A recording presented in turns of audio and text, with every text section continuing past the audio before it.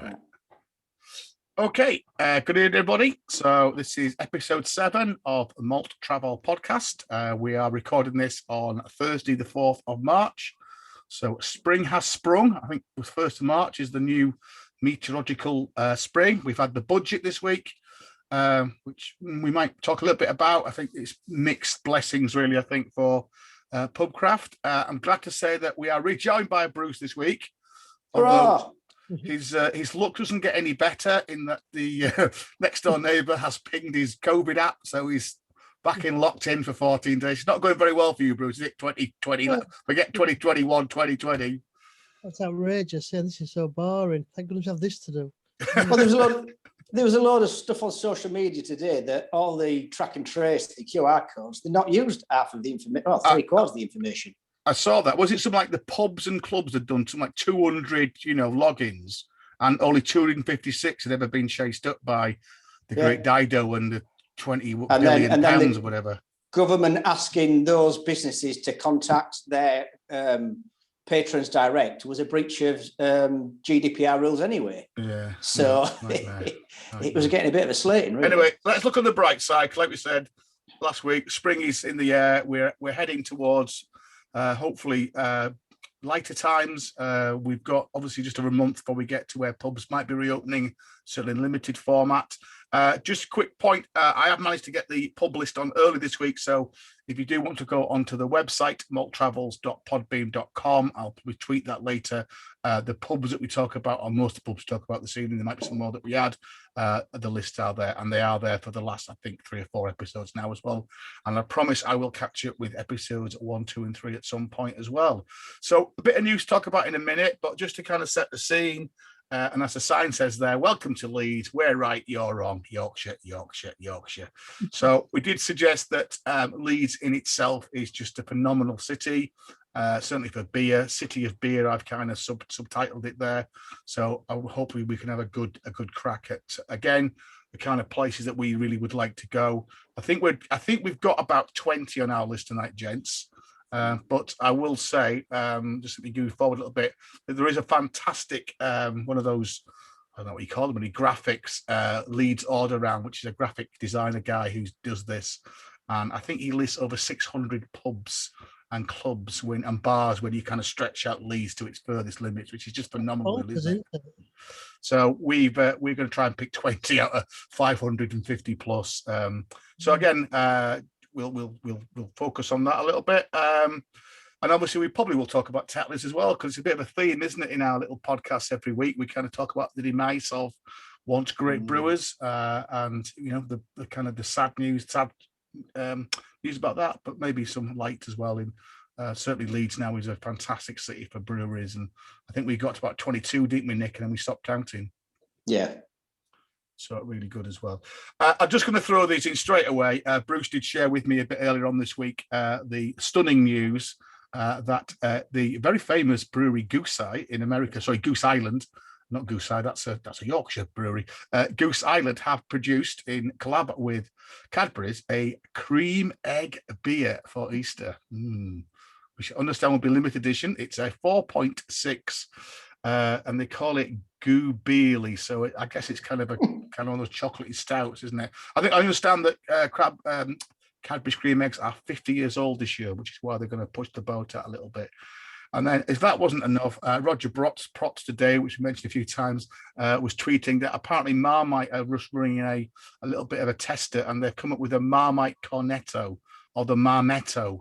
And obviously we talked about Marmite a couple of weeks ago. We talked about Burton. I've got to say, both of these don't really appeal to me. I don't mind the chocolate stout, but the cream eggs are so really sickly and sweet. I don't know what you guys think. Well, no, I'll give it a go. Yeah, a yellow bit in the head, yeah. Yellow cream. I think it was April Fool's Day they're looking at that, wouldn't you? Yeah, I was going to say both of them, yeah. I must admit, I had to kind of double check and say, no, we're actually March, aren't we? But so we might come back to that. And I don't know, I don't know whether they're going to, I presume they'll be in supermarkets, those beers. And I mean, again, I don't know. I think Goose Island tend to brew all their beers themselves. I don't know whether somebody's brewing it in license over here. I don't know.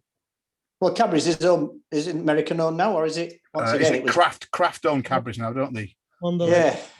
Because before they bought it, they promised not to change the ingredients, the recipes, and the first thing they did was, as soon as they had ownership of it, was change the recipe. I must say, I think Cadbury's chocolate has gone back to what it used to taste like. The only problem is the sizes. I just wonder, like, whether these cans will start getting small. Well, we know these beer cans are getting smaller now. I mean, that's a 440 milliliter, 500 milliliter can there, isn't it? But same as the cream eggs. When we were younger, you used to remember the size of footballs, and now they're down to the size of miniatures. Yeah, and they're certainly changed. The word they use, isn't it? Shrinkflation. Right. You pay more and get less is kind of what you said, I think, Bruce. Is that right? That's right. Yeah. Okay, so where we're up to? Well, we said that we were going to spend these few episodes just, I guess we kind of set the scene in those first few episodes, and it is quite hard to believe actually we're on to episode 7 already. And we've been looking at kind of some of our favourite trips as we ponder for the possible late spring, early summer. And we've done York, and we haven't done York. I'm going to come back to that. We did west of York. We talked about, we had quite a good session up in Hull on these riding. And last week we said we'd focused on the Trans-Pennine Rail Ale Trail, which was a good one. And then when we started to think about this and started to write things down, we felt that we probably had to give Leeds its own episode, really, because as we said, it's such a mega place. So that is the plan today, really. And I say it is, I guess, a background, really. I mean, Leeds, again, I guess when we first were going, the three of us, it was fairly grotty, wasn't it, back in the kind of late 80s, 90s. Yeah. It was on a bit of a downer. And then I presume it was one of those inner city developments. It didn't have a garden festival thing, did it? Because often that, I mean, I'm thinking about Liverpool and Stoke, they use the garden festival things.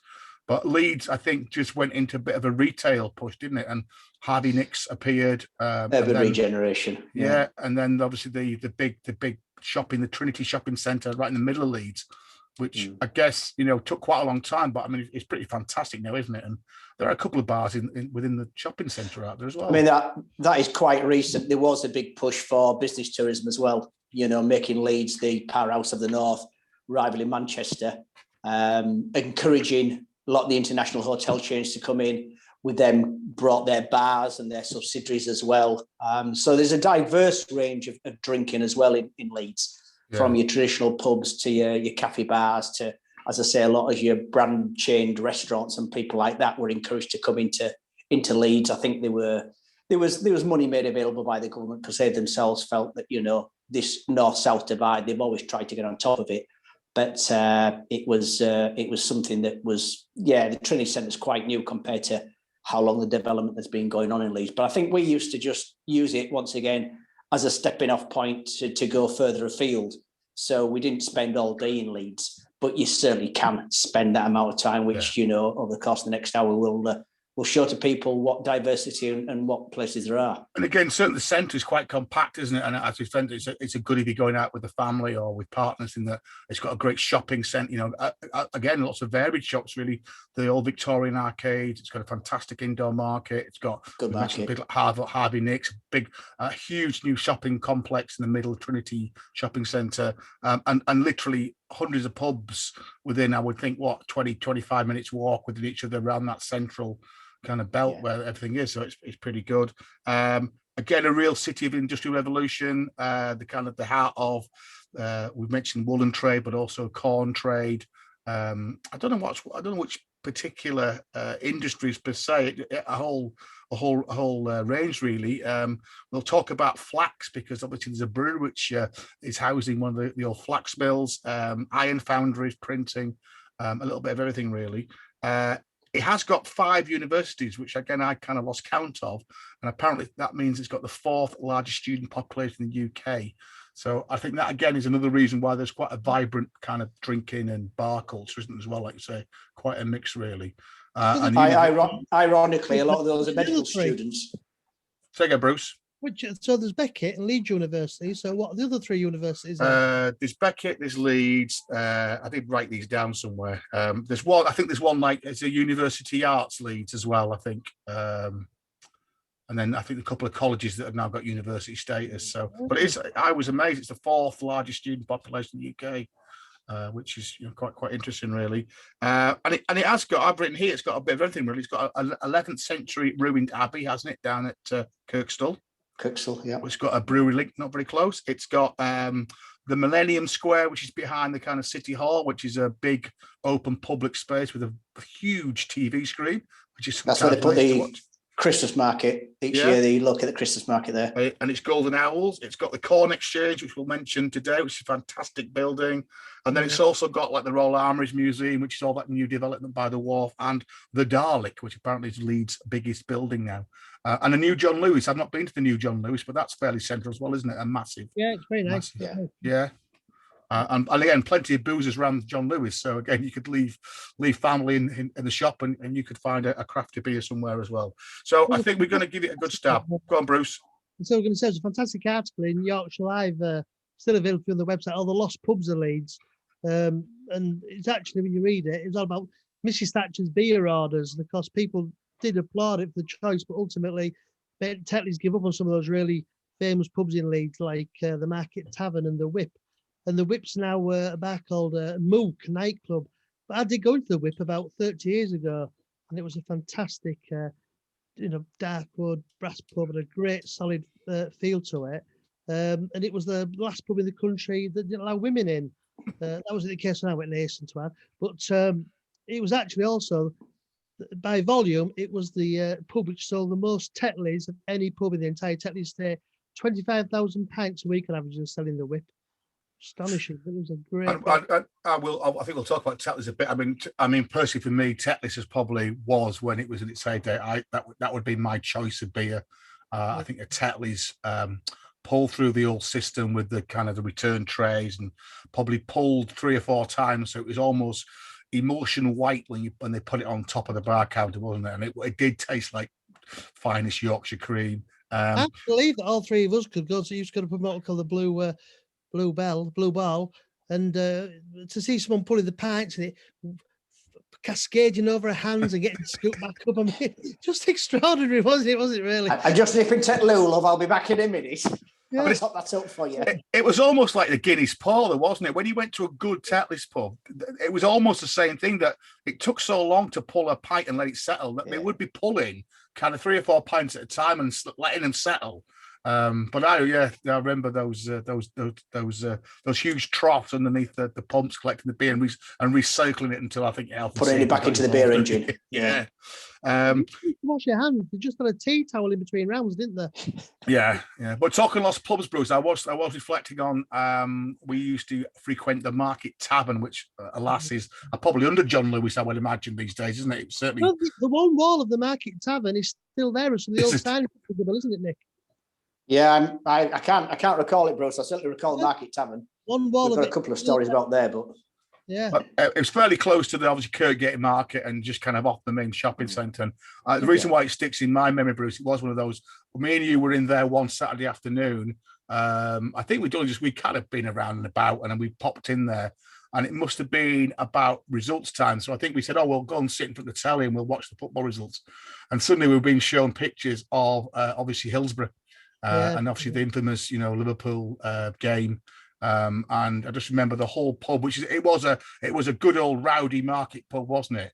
I just remember the whole pub just completely descending into absolute silence. Yeah. And at first there was one or two, it's Liverpool, we were Scousers, and then that just stopped. And I think we suddenly dawned on people what was happening. And I remember you sat there probably for an hour and a half just watching. I mean, again, it probably was colour TV in those days, but it was one of those big old tellies up on the wall, and that sticks in my memory. That sitting in that pub watching. Yeah, me too. It was it was an incredibly sober atmosphere with the reality dawn what was happening on people. Because normally, I mean, it was known as the Madhouse, was the Whip apparently by the local Leeds, but it was a very different atmosphere that afternoon. You're quite right. And then I think we also, if I remember rightly, when we were back by the station, I think there were people obviously coming back via Sheffield, probably going back to Liverpool, because obviously I think you've got to go via Leeds to get across to Liverpool. That had been, come up from Sheffield, in the afternoon, because it happened quite well. It happened at the start of the game, didn't it? So by about 5:30, those that were lucky enough to get out of the way were back on trains and trying to head home. So. So I've just put up on the screen here that, I mean, it is, as we said, it's City of Beer. There are so many pubs. There are so many trails that you can take. There is heritage pub trails that you can follow. The Guardian did the 10 best craft pubs in Leeds you can do. There's the Great Leeds, a whole book on the Great Leeds pub crawl. And obviously we mentioned last week the infamous Otley Run, which kind of starts off at the kind of University of Leeds, the kind of the slightly posher one, and ends up heading towards what was Carnegie. Now it's Beckett's University, isn't it, up there as well? And again, a bit of a student thing there as well. So there is, I think, again, as I've said somewhere else, there are I think pubs for everybody in Leeds. And again, a great resource as always. We mentioned these before. The Leeds Camera branch, they have their magazine called Full Measure, which again is a really good read. I quite like it. Actually got as normal updates on breweries and bars, but actually some really good features in there as well. And there's one or two of those that I'll perhaps dip into as we go through as well. So certainly, if you've not been to Leeds for a while, if you certainly want to see lots of, as Nick said, quite a variety of pubs. We've mentioned now that there are 22 plus pubs kind of working out of Leeds, and in fact there are even more if you kind of breweries, and if you go a little bit wider, there's I think there's 60 odd in the kind of like West Yorkshire area, which is fairly phenomenal really as well. So to try and make sense of it, what we've kind of done is again, as always, kind of using probably the station as your kind of fulcrum. I've kind of thought about just doing it in quarters, and I think Leeds does have some quarters, and I don't think there's quite as many as I've got here, but we thought about kind of doing it in, and I guess you could do this in chunks, so you could probably come and do a quarter and have 4 or 5 decent pints in decent pubs, or if you're really manic like us, you could do the whole lot in, I guess, a long day. If you kind of started off at about 10:30, you could probably get around to about 8 o'clock at night. So we're kind of going to go around Leeds in a little bit of a kind of a circle with the going back to the station at one point. And what I've also tried to do is maybe try and just fit in some of the kind of the great sites of Leeds as well. As we said, we always like to try and combine a bit of heritage and a bit of culture, as well as some very fine drinking. And I think, again, last week, our kind of must-go was the original buffet bar at Staley Bridge. I think the one in Leeds, would we all say you've got to go, if you're in Leeds, you've got to go to Whitelocks. I think, you've maybe not quite, I don't know, maybe not quite as fantastic place as it used to be. And we've talked about in previous the little ladies that used to do a fantastic luncheon at the top end of the pub. But it is a classic example of a pub which, again, you don't find very often elsewhere. Now, perhaps only in London you might find this pub, do you think? Yeah, I think once again, it's a bit of a victim. It's a victim of its own success. It has featured in a number of different articles and read-ups and write-ups that the last couple of times I've tried to go there, it's been absolutely rammed. Yeah. And it's been rammed with a different sort of a clientele, maybe not your what you would call your locals. Okay, we're not locals, but we appreciate going to a pub where you've got local people in there, just, part of the community. Whereas the last couple of times I've been there, it's just been rammed with shoppers who, let's say 5-10 years ago, would never have been, ever considered going to a pub like that, as it were, that you could class as being traditional, a bit more working class. So as I say, the last couple of times I've been, I've actually moved along the street a bit and gone down the other little Ginnell ways to the Angel and to the Ship. Yeah. But yeah, Whitelocks was a place where we always used to go. I think it's a pub that still makes you go wow when you walk in that door. And we've got a picture there of which kind of capped a little bit. It's got this unbelievable brass. Copper or brass? Yeah. Copper top. It's ceramic bar as well. You don't tend to realise that the bar underneath is the ceramic. It's not a full ceramic bar, but ceramic bar beneath ceramic tiles and the copper top on the bar. And as Nick suggested, it's literally off Brigade, which is kind of the biggest. It's like a pedestrianised high street, isn't it, in Leeds, with all the big shops either side of you. And you kind of step down this little alleyway. Again, it's one of those that you often miss because you kind of walk past it 2 or 3. Even I sometimes forget exactly where it was. And I think somebody said it's like stepping like 150 years back, isn't it? When you step off that busy main street and then you're into this little alleyway, which I kind of passage pub, as I call them. Then I've got a picture of Nick there. He's just venturing down the first bit of the alleyway, and then it broadens out and it's got quite a nice seating area. So I'm assuming that when the 12th of April going to green light, that they'll be able to reopen. But I think it's one of those pubs that combines a fantastic heritage interior wow factor with always good beer. I think that's one of the things that always sticks out in my mind. What a great place. Section of people, which is a good thing. It's good the shoppers are going, really, Nick. You know, it's good they're visiting these places and putting some. But it's when they're taking all the shopping bags in Brooks, and you can't get to the bar because you're tripping over carrier bags and shopping bags and Louis Vuitton bags and Ralph Lauren shoulder bags. You're going to have shoppers there, aren't you? You know, and it's not that big a pub, actually, is it? It's one of those kind of quite. I mean, the picture there shows you it's quite narrow. And there's only one set of tables. It's quite a long and narrow pub. There is an upstairs, isn't there? Which always those stairs are like climbing the Eiger, aren't they? Yeah. Very much like a London pub, where if you want to go to the toilet in a London pub, it's often either upstairs or downstairs. Yeah. And as you say, the staircases are very narrow and very steep. Well, as Nick said, actually within about 5 minutes from the Whitelocks, you've got the Ship, you've got the Turk's Head, which is on the back of Whitelocks, you've got the Angel, and they're all quite similar pubs, aren't they? Down these alleyways, off the main street, very similar with a seating area outside. So, but no, I think we would definitely recommend if you're in Leeds and you've only got a short time, get to Whitelocks. It's probably about 10 minutes from the station, railway station. Yeah, if you know which direction you're going in. Yeah. Well, head to Harvey Nicks. If you get to Harvey Nicks. And then ask one of the street wardens. Well, it's actually nearest to Marks and Spencer's. Marks and Spencer's main door and Bridgate. You have to look for the sign at the end of the alleyway because you won't see a pub frontage. So if you look out for the sign, you'll see the sign up in the air, just up from Marks and Spencer's. Okay, we'll just do a quick roundup then before we kind of get into the meat of Leeds. So as always, we do a little bit of a catch up from last week, and obviously Bruce unfortunately couldn't, as he spent most of last Thursday in York A&E with the son and heir, who he's back on his feet again, Bruce, but he's another week. Well, he's got a week off school because you're self-isolated, aren't you? It's a nightmare.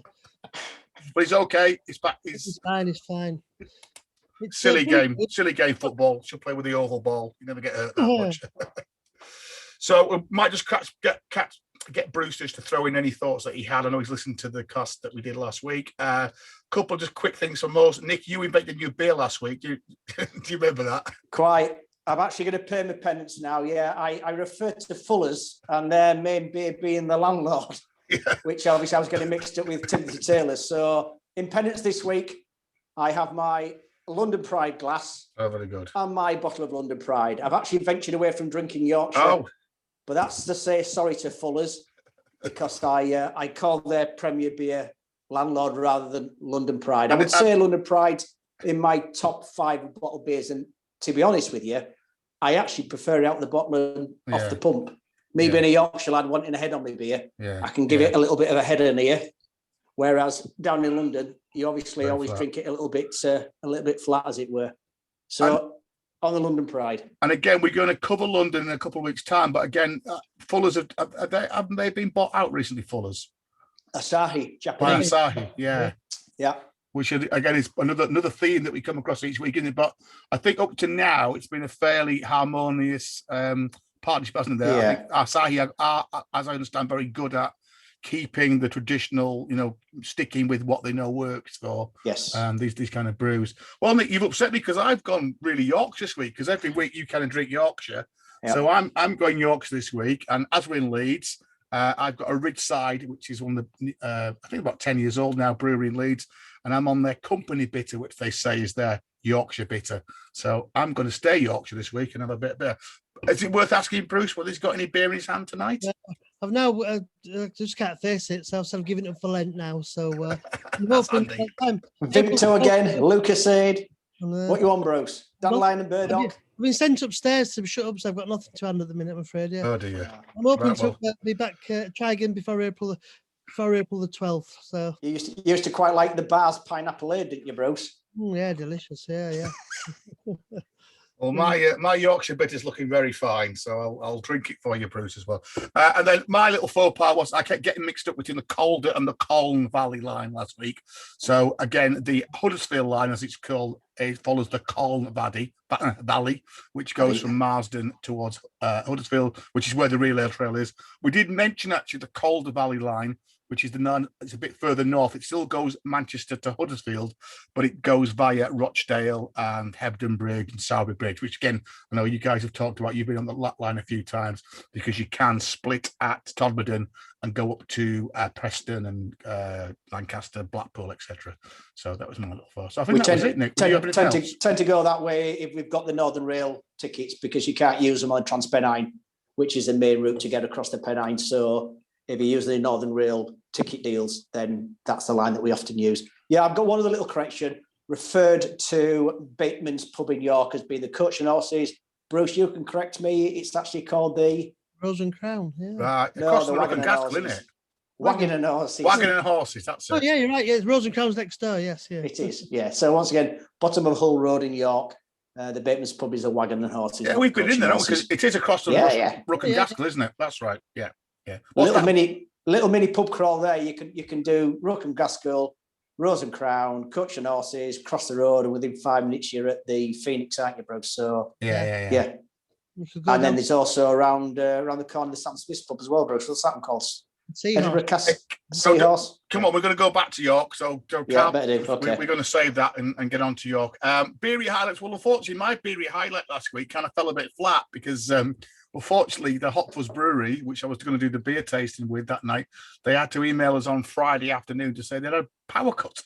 And whilst they had Wi-Fi, they had no light, so we couldn't see them in the brewery. So unfortunately, my beer tasting has been put back till March. So I have kept the beers in the fridge, so hopefully we'll come back to that as well. And I think you were mentioning about big bottles and big cans.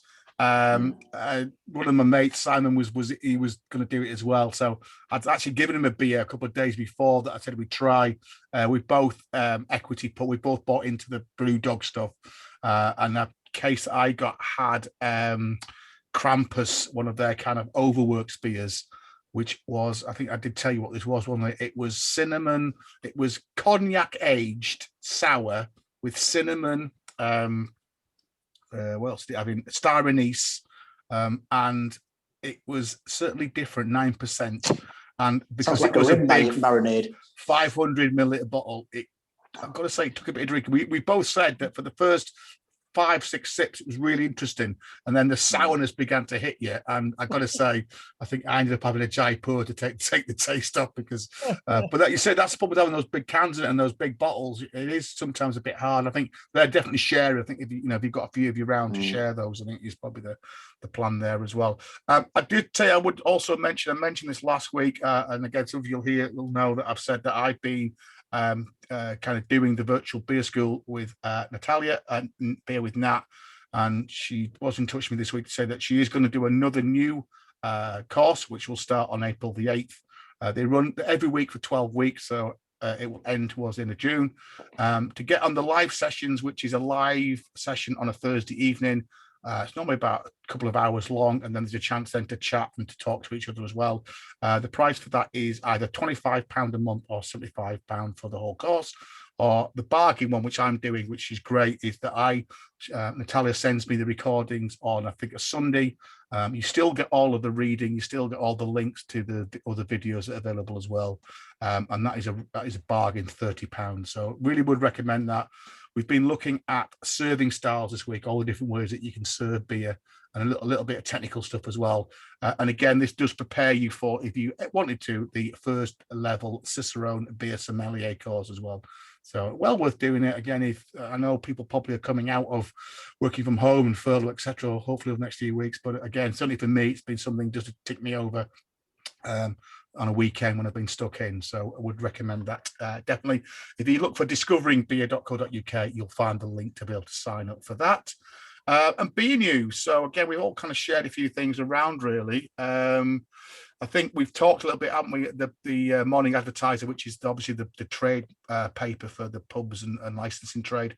They are suggesting that in April only probably 2/3 of pubs are going to reopen, and that's a rough estimate. I mean, I know Nick, you were looking into this, and I think you've discussed how it's. I mean, same with your place, really weighing up the cost of opening with what your potential income might be.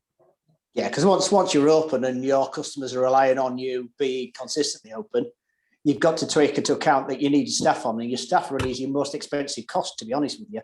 unless you're in a premises that, there's a high rent or rates on there, that possibly landlords have been a little bit more lenient at the moment. But once you're intimating that you're back to full time operating, then, I should imagine the landlords and everybody else will want their five pennies worth of silver, what do you want to call it. So yeah, it's your staff costs. So once you do open, you need to make sure that you are getting people through the doors, and it's still a great unknown. Yeah. There will be some people desperate to get out and about again, but there may still be very much a significant part of the population who ain't going to venture out until back end of the year, until they know it's completely, absolutely 100% safe. Yeah. It's interesting because I will also just say that Pubs, Pints and People, which is another very good podcast out there. That's the Camera podcast. And it is they're into series 3 now. And in fact, they were talking this week, they were chatting to a guy from the Fine Ales Brewery, and also a landlord from the Orange Tree in Baldrock down south. And of course, they're also saying the other challenge, the government comes up with these dates, but obviously for breweries and for publicans, you've got to plan ahead slightly. You can't just order beer on the Friday and it turns up on the Saturday and it's drinking. They've got to buy the beer in a couple of weeks before, condition it, get it in the cellar. And then if all of a sudden things get pulled, and I think they were reflecting, obviously a lot of pubs did that for, Christmas and for the coming out of second lockdown, and we're all prepared and had bought food and had bought, supplies and everything else. And then of course, last minute, the government just changed its mind. And I think, like you're saying, I think people are quite wary about not just whether people will flock back to the pubs, but again, if this government will U-turn, after making a decision or announcement, and then U-turn as well. So I think, again, Bruce, obviously you've got the Fox, the bottom of your street, and they've got quite a substantial beer garden. They seem to do quite well in the summer. Are they planning to open, or I it's too early to know, is it? Of course, it's run by Ossett Brewery, massive expanding company. And it's because they've got the pub and the huge marquee and outside seating, they've got the volume to open. So they're opening. But I do know somebody in York who owns a couple of cafe bars that sort of does coffee and real ale. And he said until things have bedded in, they're just going to sell bottled and craft beer cans because he's thrown so much real ale away. Yeah. And he really wants to support some of these small breweries, the micro breweries. There's about 8 taps on normally, but he said he just can't afford it anymore. So he's going to craft beer bottle beer, which is a shame, really. Yeah. I think the other problem, certainly for landlords and publicans in York, is the demand on or not demand. It's the reliance on the foreign trade, the foreign tourists. Obviously, York is a massive hotspot for foreign tourists, and there's whilst we're being told domestically, we've got the reopening date. What's going to happen as far as people coming to the country concerned? So I can certainly understand a lot of business owners in York still not knowing quite where their business is going to go, simply because you're going to miss out on a massive amount of foreign tourists up until who knows when. Well, it's interesting because I noticed about Leeds. Leeds apparently is the 8th most visited city in England. And I guess York must be above that because, and I guess you could do both similarly. The article actually on the advertiser, actually, it talks about maybe almost they call it a class distinction. As you said, urban boozers that don't really have that, as you said before, lots of outdoor space are going to find it more difficult. Those pubs out in the villages, out in the sticks, out in the suburbs, which often do have pub gardens, and obviously people, living just down the road, they're probably going to be great. They can, again, the guy that was on the Pub Pints and People podcast, he was saying his takings over last summer, 2020, were better than any previous summer.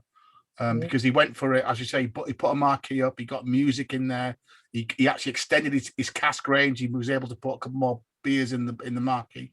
He said amazingly he was actually up, which is kind of interesting, isn't it, really, as well. I've also just put in there about a Pubs Matter. Obviously Camera and many of the local district cameras were running the Pubs Matter campaign up until the budget.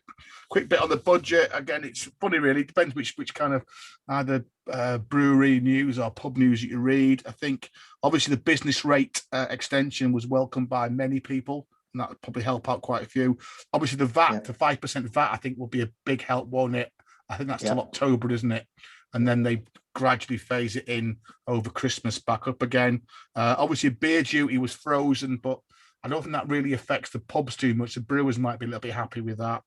I thought what was interesting, that £150 million to support community ownership funding, which Yeah, we've talked about, which might be, I mean, we talked about the polar bear, didn't we, the whole that's currently having a middle of a community buyout. So that might be quite useful to save some of these pubs that we've talked about as well. But it felt a bit of a mixed feeling really about hospitality, not a great deal to kind of cheer about. Yeah, we talked about last week about the beer duty, about, bringing the what the brewers have to pay, or the landlords, the pubs have to pay compared to the supermarkets. And even with the statement made by the Chancellor that they were looking at it, that hasn't happened. Now, I'm not sure in terms of politics, but I don't know that they can just suddenly change that. It'll have to wait for the next budget, will it? Unless they can make a decision on that. Yeah, and I'm guessing the supermarkets are quite powerful beasts, aren't they? And I guess how many MPs in the deep pockets to support them. So I wonder whether that, because that was about the only thing that was leaked that didn't actually happen, isn't it? Because I mean, most of the budget we knew about on papers on Saturday and Sunday, didn't we? Not much change. A quick one in there about St. Peter's Brewery. Again, it's another theme. I think every week we talk about a brewery being bought out, and the St. Peter's Brewery down in Suffolk, they have been bought by a group of private investors.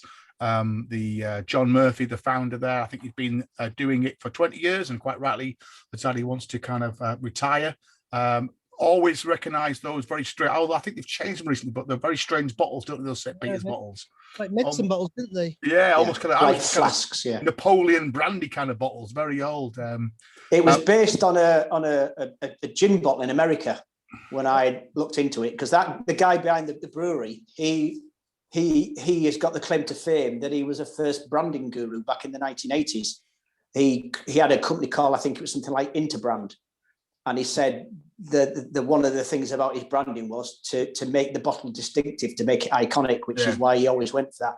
I mean, his bottles must have costed far more than his competitors, who were all using the same basic 483 or 500 milliliter beer bottle, and yet his were always very distinctive on the shelves. I tried his beer quite a few times, and it was always good. And I think the other thing that he tapped into early doors as well was, I seem to recall, organic beer as well. Yeah. He went down the environmental route. And I think, recalling when I used to go to the supermarkets, his was one of the first beers that was advertised or identified as being organic and being caring to the environment and things like that. So we hope he enjoys his retirement. He's made his mark in the world of beer and brewing, and fair play to him. And I think I understand the investor group that's bought them out. I've got a few people who've got brewer heritage in their kind of background. It's quite an eclectic. Actually, I quick look back at their beer range, and they're again one of these breweries that have a very core range, like you said, the bitter and the organic bitter that they have. But they have been brewing some quite interesting, almost crafty style beers. I remember it because I remember the first time I drank St. Peter's, because we didn't get it certainly in Yorkshire, was when I went on honeymoon, and we went to Jersey on honeymoon. And went in the first bar it went to, and all they sold in Jersey was John Smith's bitter and Theakston's bitter. And I said, well, I've come all the blooming way to Jersey, and all I can drink is blooming John Smith Smooth, so I ain't drinking that. And they said, oh, well, we've got St. Peter's, and one or two pubs had it on draft. More had it in those bottles, and that's the first time I came across it, and it was. I actually thought it was a Jersey, Guernsey, Channel Island beer, because obviously St. Peter's is Guernsey, and it was quite a while before I realised actually it's brewed in Suffolk. I didn't know that far from Adnams, I think, just down the road from Adnams. So that's an interesting one. Yeah, Bungie. And then the other one, I think we've all had our What's Brewing this week, the penultimate paper edition, because I think the April one is the last paper edition of Camera's What's Brewing. I understand there's going to be a little bit of a compromise in that they're going to put a 8-page one into the beer magazine, and that comes out quarterly, doesn't it? But it was quite interesting because, again, I think they must have listened to our podcast. In the letters page there was a couple of letters about Bass. Somebody writing in that they'd recently bought a bottle of Bass from the supermarket and were horrified to see that Bass now includes maize and hop extract, and how terrible, which is a little bit sad, isn't it? And actually what they were suggesting was whether we should maybe have that kind of a bit like Cornish pasties and Stilton cheese, that kind of whatever it's called, location. It probably was an EU thing, wasn't it? I don't protected status, sorry. And perhaps beers like Bash, you should only be able to make them very similar for the wings. And then there was also a lot of other letters, which again I struck a chord with us about the demise of Doom Bar. saying actually when you first, and I can remember this, when you first bought Doom Bar many years ago, when the brewery first developed in Rock, it was a great pint, and again, for whatever reason, it just got cheaper, mass market, and now the beer is a very shallow imitation about what it first was, and that's something else I think we've been talking about. And I think, for example, putting maize into beer, as I have my beer cost now, it just cheapens your ingredients, just make it cheaper to do. Well, it held the title of, I think, at least was it last year, 2 years, that it was the country's favourite guest beer. Doom Bar. As I said, Timothy Taylor's landlord was like that 10 years ago. Anywhere you went and they advertised you had guest beer or real ale on. 9 times out of 10, you walked in there, you see it with landlord on the bar. Now, I think Doom Bar has overtaken every other one, and it was identified as being the nation's favourite guest beer, Doom Bar. Which I guess ties in quite nicely with the story of Leeds and the story of Tetleys. And, another once great beer, as I said, it probably would have been my choice of beer certainly 20 years ago. Great beer. I mean, a huge following, wasn't it? Certainly in our neck of the woods in Yorkshire. Yeah. It was, it was huge. And again, it was interesting, just a little bit of research this week. And again, I mentioned that the Canberra branch in Leeds are fantastic. Their magazine called Full Measure, and in issue 144, which are all available on their website. You can download the back copies. A nice little story here about Tetleys. Again, it's a similar story, isn't it? They were bought out by Carlsberg, and they then moved Tetleys production to Wolverhampton, and now it's really been pretty much phased out.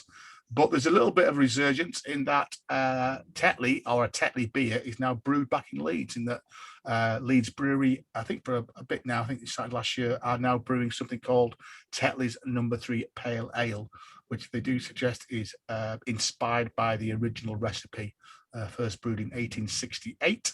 And they kind of looked into the beer record of the archive to do that as well. But again, I've missed a bit off there. I think their response from the Leeds Canberra branch was it doesn't taste like old Tetleys used to. And apparently Carlsberg approached Leeds to brew Tetleys. So it's interesting. Maybe, we mentioned that before. I think some of these big brewers are getting a little bit catch on that, actually people do want a bit of heritage. People do want, these old traditional names, don't they? I know that we've talked about the kind of the Watley's Red, and it's where somebody's bought that name, haven't they? And it's not the same beer, but they're using the name to kind of reproduce there. So well, I think they've also realised they can't carry on just mass producing the same old crap. There are so many other independent breweries out there with the craft beer and all that sort of stuff. Certainly the potential market has increased. Yeah. And what all these smaller breweries are doing, it's artisan beer, different flavours. Yeah. And so the big ones, the big breweries have probably realised, that the sales have been going down. And it's not, they can't replace those sales of beer with lager, because lager's had its peak, because a lot of lager drinkers are now being diverted or being weaned onto drinking beer, because it's not thick brown dark stuff anymore. It's like lager, but with actual taste. A lot of the lighter craft beers with flavours. So I think the big breweries, or the mega breweries, have probably realised, hang on, we're losing business now. And I also think podcasts like this, and internet, and people who are interested in their beers, I think big brewers can't get away with trying to con us anymore, can they? Telling us that it's still Yorkshire's finest beer when it's brewed in Wolverhampton. I think people are canny to that now. And we mentioned that about, the supermarkets trying to fob off us with make-up farms to say that their produce is farm produced. And I think that's true, isn't it? That I think they have to kind of come back a bit and go back with kind of where we are. So again, just to quickly mention, we mentioned that there are some fantastic architecture. You can still get a bit of Tetleys heritage, can't you? Because the Tetley now is now a very nice art gallery and event space, which I think that's the headquarters that kind of Tetleys was, wasn't it? That's where their kind of main bit of the Leeds brewery was, wasn't it? Where the Tetley is now. The brewery's been knocked down. It was just completely flattened, but they have saved some of it alongside the canal. And it's quite, I guess, an Art Deco building, is it? The Tetley's headquarters, or the Tetley as it is now. It's quite an Art Deco kind of building. So I guess it was built in the 1930s or 40s. We'll come back to Kirkgate Market. Again, another fantastic building, actually close to, I think in between probably the Tetley and the market, is the Corn Exchange, which again is fantastic rotunda building where all the old corn merchants would come in and buy and sell the corn that came in from all the farms, again from the wold that we mentioned last week. Leeds was often the place for that as well. That's become, again, quite a bohemian, shall we say, collection of cafes and shops, and quite a diverse range, and just a nice space. Boutiques and crafts people. I think there was independent shops. Up in there, yeah. There's a bottle shop in there as well. I think bottle shop, yeah. He's a nice fella. And then, as I think you were on about this last week, Nick, the Victorian entrepreneurs, the kind of the mill owners, etc., were very proud of showing that off. And so the town halls and the civic squares, and Leeds certainly has got a phenomenal town. I think they still call it the town hall, don't they, Leeds? But it's the city hall now. Yeah. Which is a fantastic, again, one of those, imperial Victorian buildings. But no, Leeds Market, again, it's probably, if you go into Whitelocks, it is really worth just popping into, which I think I understand is the biggest indoor market in Europe now, the Leeds Market, Leeds City Market, or Kirkgate Market. It should have they've got decent outdoors as well on certain days. It's as big outside as it is inside. It's a proper market still. And I know the last time I've been, I think it's been having a bit of a refurb, hasn't it, as well? Quite a bit of money spent on it. Yeah, they spent a lot of money on it, yeah. But it's still got it's got a butcher's row, hasn't it, where all the butchers stand out. And the best time to go is about 5 o'clock on an afternoon, when all the butchers come out of their doors and shout, what's left, and try and flog what's left. Butchers on one side, fresh fish on the other side. Yeah, the fish market is pretty phenomenal, isn't it? A proper, again, the range of fish they sell there, and lots of other delights as well. The butcher's row has moved now, Michael. Actually, the butcher's row has moved from the right-hand side of the market. If you looked at it from the bottom to the left-hand side, it's I think we say there were about 20 butchers there at one point, weren't they? Yeah. Some have gone by the wayside, so they've kind of moved to the other side. There's a new butcher's row and a fish pit, so it's still worth a visit though. And actually, part of the market now has become a centre for street food and things like that. There's not many bars in there, though, is there? There's not much beer in there, is there? No, I don't think there is a bar. No. I wonder whether that's a kind of one of the licensing issues about it, because I know, yeah. But I think they are trying hard to get it to get that moved, aren't they? Because a lot of interesting people. I know Leeds Brewery a few years ago were really keen to set up a really nice place. Yeah, it'd be a great place to have beer. Well, down at the bottom of one side, they actually use that for tea dances, and they have 1940s things as well. So they've left part of it empty, which would suit a little bit like the Arndale Centre. We mentioned the Arndale last week, didn't we? Which is a great place to have beer as well. Yeah. So when they've got a tea dance going on, or 1940s, it's the only place you can. One of only two places in the country. It's a shop that exclusively just sells tripe and a little bit of black pudding and some eggs, and that's it. Tripe, black pudding, eggs, and that makes a business. That's amazing, isn't it? But then you've also got, because Leeds has got quite a big West Caribbean culture, hasn't it? So you've got a lot of Caribbean greengrocers and butchers. And then again, it's got obviously a big Asian population, so there's a lot of Asian spice shops, and I know certainly some of the street food. There's some fantastic Asian street food shops as well. It's interesting. Now, come on then, Bruce. Why is Leeds indoor market so famous in terms of that development of the high street? Because it was the founding stall of Marks and Spencer's empire. Marks Spencer's Penny Bazaar was set up there. Yes. When was it set up, Michael? What year? It's got to be 1880. I probably should have written this down, actually. I'll have to go and check out Wikipedia. I don't know. It was certainly the 1800s, wasn't it? And you said it was the Penny Bazaar, wasn't it? And it, I think, was one of the first market guys that just kind of understood the new market. Working class people with money in their pockets and wanting to treat themselves, I guess, on their Saturday afternoon. And it was like I said, a penny and a whole. I think the difference was a whole range of things you could buy. You could buy kitchenware, but equally you could buy napkins, doilies, handkerchiefs, socks, and obviously became Marks and Spencer's. And we just thought we'd kind of just dwell on this. We've talked a little bit about supermarket beers, and I think Marks and Spencer's, we must kind of congratulate them. They do a fantastic brand, what do they call it, own brand, don't they? But they are, they're, whereas most supermarkets try and hide, and again, as we just said, try and con you, give Marks and Spencer their due. They are very clear. They tell you who's brewed the beer, and very often the name of the brewer is that they do the Yorkshire Gold, which is a black sheep beer. And it clearly states that on the label. I know Adnams do quite a few beers for them as well.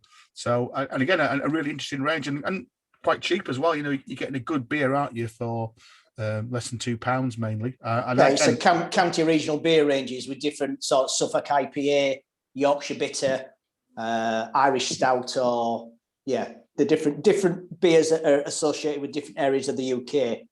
That's what they sort of identified and got the traditional brewers to produce the beer.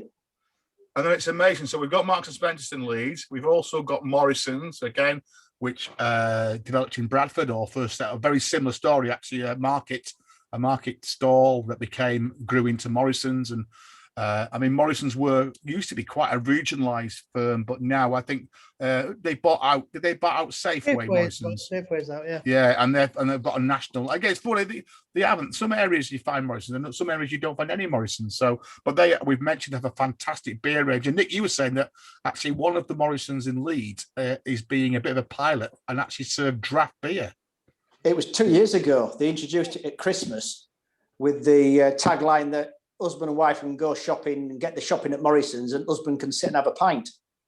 So I can just imagine one of the Morrison's girls there in uniform actually stood behind a little bar with a draft beer available to buy it. Voltaire beer they were serving, wasn't it? It's just come back to me now. Yeah. Right. Yeah. I think as far as I knew, I think still there. It's just one store that still you can go up and you can obviously take in your growler or whatever and fill yourself up with some draft beer. Which and Morrison's I think are thinking about pushing it out. I mean, whether that's, I don't know. I did notice that again in the budget. What is it? We're drinking a hell of a lot more than we did last year. The government's had a bit of a windfall, haven't they, from everybody drinking at home? Which well, the nice thing about Morrison's, it's still family owned. Ken Morrison, I think, is retired now, but he was a typical Yorkshireman. Ken Morrison, sound bloke. Way he established and created his business. And the ethics and the way they go about things, it's why not have draft beer?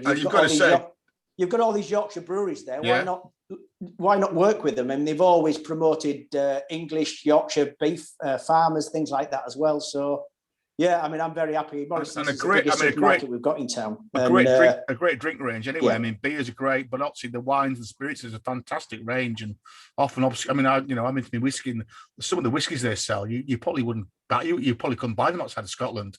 And then obviously Castleford, which is kind of the next kind of town east from Leeds. That's where Asda developed before they got bought out by the Americans. But the original, again, similar story. It was a small town. I think Asda was the first ever supermarket I read in Queens in Castleford. It was the first time they actually built back in the 1960s. A proper kind of supermarket and that as well.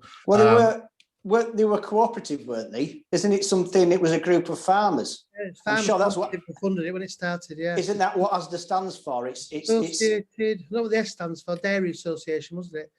Yeah. And then, of course, we mentioned Booze, which is not Yorkshire, but not a million miles away, just over in the Red Rose County. Again, that is still quite a regionalised. I think Knutsford is probably the furthest south they go, and I think maybe one in North Wales somewhere. But again, they're fantastic. Again, as you said, Bennett family firm, very much promoting local produce and local beers. And again, normally a fantastic stock of beers now as well. But again, I think it's worth mentioning that even quite a few podcasts pick this up as well. Even like Nisa Local, they seem to have had a really big push on putting some fantastic beer ranges in those local stores. Again, I guess people at home, and it's amazing what you can pick up in those stores as well now. So, unfortunately, we've all had to kind of rely on the supermarkets to buy our beer for the last few weeks. I think it's one of those really, I do try and get to, I mean, I probably have a brewery delivery, I don't know, perhaps once a month, but in between that, it is kind of going and getting some decent beers. I mean, last 2 weeks, I've had proper job from Sainsbury's, I've had tribute from Sainsbury's, I've had again some craft beers, so and I guess ultimately they do good deals, don't they? You can't really beat the deals that they do, which is pretty good. I'm just going to crack my second one now, Mike. We talked about mild last week, so my second beer tonight is, we talked about Rudgate, and this is the one that they won a lot of awards with. This is their Ruby Mild, so it's a stronger one for a mild. It's a 4.4, but we're going to go at that one next. So that's the Rudgate Ruby Mild. They do some cracking deals as well for home delivery, don't they? Mixed boxes, Rudgate, and now they're brewing some gin as well, aren't they? Some Yorkshire gin. You can think that included some real good value deals. That's about 4 miles up the road from me at Tockwith. Yeah. Okay, I think that's probably just rounded up any kind of beer news and stuff. Bruce, I'm conscious. Is there anything you would throw back in about our Real Ale Trail review last week? Anything we missed out, or you wanted to? No, you covered the pubs really well. I mean, I think for Real Ale Trail for me, it's probably we all have incidences where there's been bad behaviour on beer trips, but the things we should have done. But the one thing I really remember is that many years ago, myself and one of my friends, Ian, he was a huge supporter of Real Ale. We worked in a very large office, and lots of the ladies there knew what Real Ale. So they asked us to take them on the Trent Pennine Real Ale Trail. So ultimately, about 40 people, mostly ladies who have been Real Ale pubs before. We all went to Stalybridge and Marsden and Huddersfield and Dewsbury, and they had a fantastic time. But unfortunately, by the time we got to Huddersfield, they're all a bit hungry. So in order to accommodate that type of group, we all ended up in the Wetherspoons.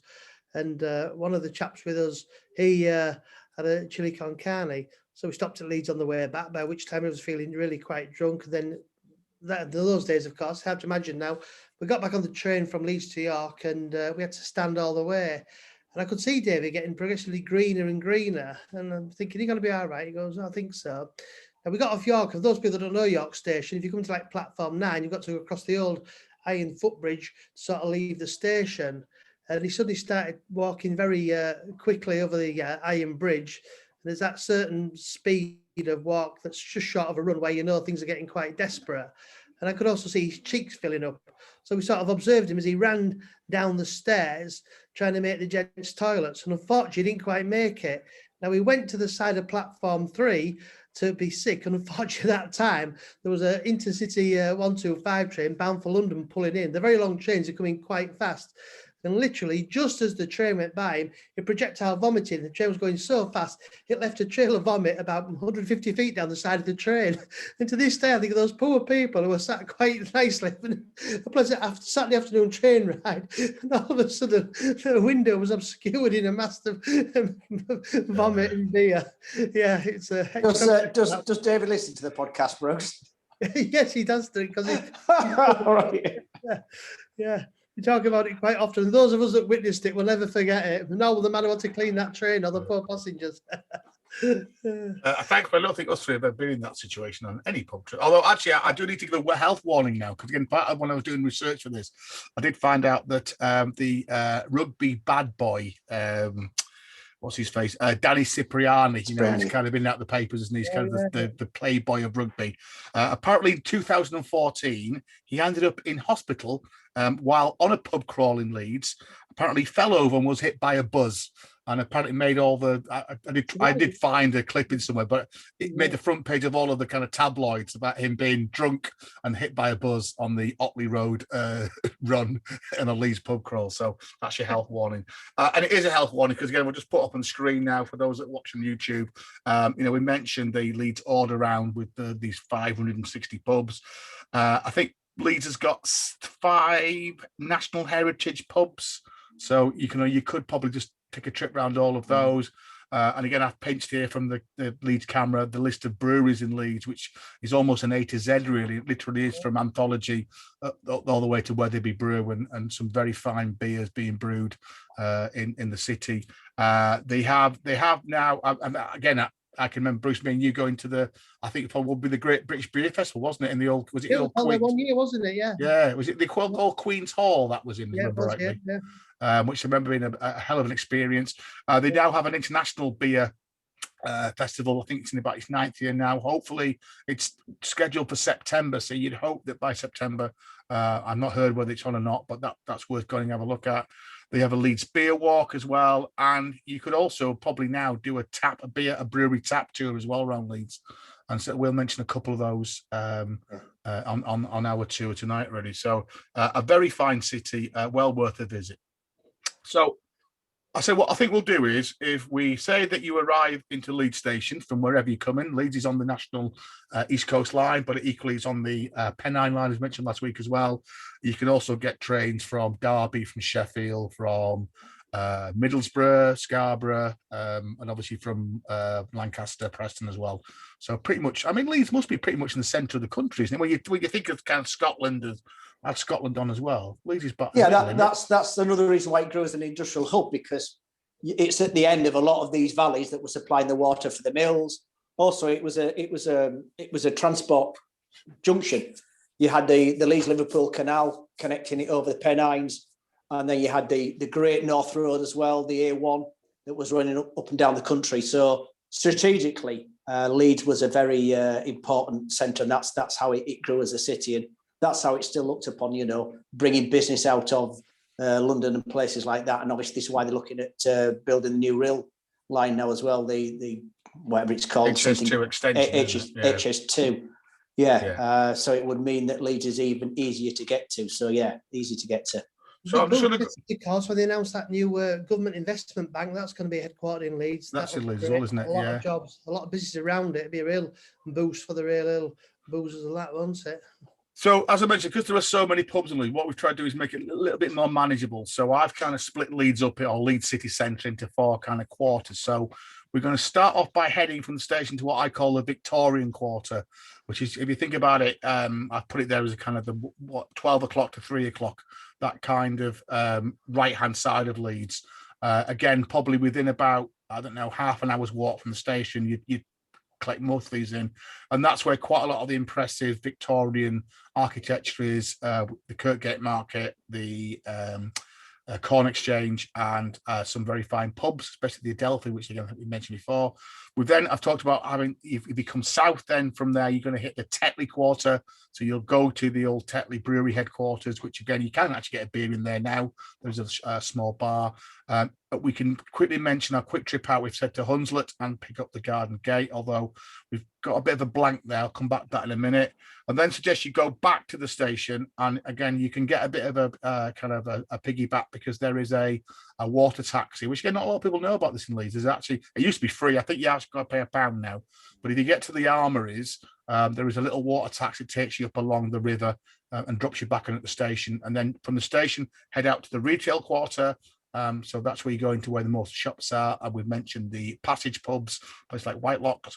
And then if you come down the Hedgerow, which I'm going to call the Civic Quarter, which is where you've got the big, huge City Hall, Millennium Square, and again, some very fine pubs. And then do work your way back to Leeds Station. So we've tried to get 3 or 4 pubs in each of the quarters, so that, again, maybe if you were only coming for an hour or so, you could probably fit them in as well. So that's the plan. So if we're going to head off, now I've mentioned in the beer notes that there is actually a Wetherspoons on Leeds Station. And actually, again, I didn't know this. It's just called Leeds Wetherspoons. It hasn't got a name. It's actually within the station. It's on the North Concourse. And I've put in the notes that it seems to be, whatever, it's been very, very busy. Just one of those places that ticks over, I think. It's not massive, is it? But it's all right. It's handy for grabbing breakfast. We've used it a couple of times passing through Leeds early in the morning, when really you're not going to go for a beer, but you've set off that early on the train from Malton that you're ready to have some breakfast. So we've used it to line the stomach.